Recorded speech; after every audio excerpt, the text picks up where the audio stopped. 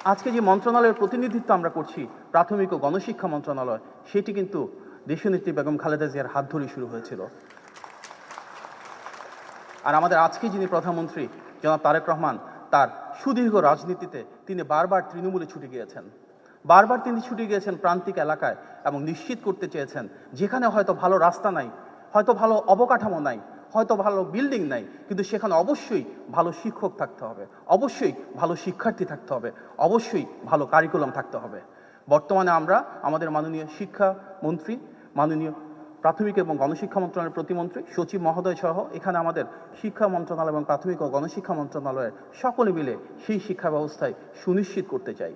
আমরা চাই আগামীর বাংলাদেশের প্রতিনিধিত্ব যারা করবেন, আগামী বাংলাদেশের নেতৃত্ব যারা দেবে, সেই শিক্ষার্থীদের যার যেই সাবজেক্ট পড়তে ভালো লাগে, যার যেই ফিল্ডে ভালো করতে ইচ্ছা হয়, রাষ্ট্রের দিক থেকে, সরকারের দিক থেকে আমরা সর্বোচ্চ সহযোগিতার হাত বাড়িয়ে দেব।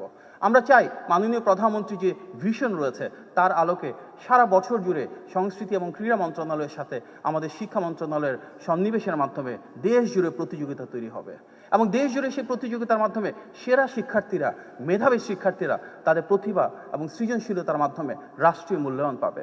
ইতিমধ্যে অত্যন্ত স্বল্প সময়ের ভিতরে আমরা 22 লক্ষ শিক্ষার্থীর অংশগ্রহণে ইতিমধ্যে একটা ফুটবল প্রতিযোগিতার আয়োজন করেছি প্রাথমিক শিক্ষার্থীদেরকে নিয়ে।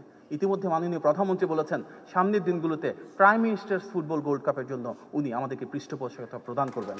আমরা এই জন্য কৃতজ্ঞ রয়েছি। আমরা আজকে দেখেছি এখানে 60টি জেলা থেকে সাধারণ শিক্ষার্থীরা যখন বিভিন্ন ধরনের প্রাকৃতিক প্রতিকূলতাকে উপেক্ষা করে ছুটে এসেছে, এই ছোট ছোট শিক্ষার্থীদের মাননীয় প্রধানমন্ত্রীর প্রতি যে আবেগ, যে উচ্ছ্বাস, যে ভালোবাসা, এটি প্রমাণ করে একজন জনগণের নেতা যখন রাষ্ট্র পরিচালনা আসে কিভাবে তিনি দেশের মানুষের ভাগ্যকে বদলে দিতে পারেন। আমরা ইনশাল্লাহ মাননীয় প্রধানমন্ত্রী সেই রূপকল্প বাস্তবায়নের জন্য কাঁধে কাঁধ মিলিয়ে এবং ওনার হাতকে শক্তিশালী করে বাংলাদেশের বিপর্যস্ত লুণ্ঠিত শিক্ষা ব্যবস্থাকে নতুনভাবে গড়ে তুলব।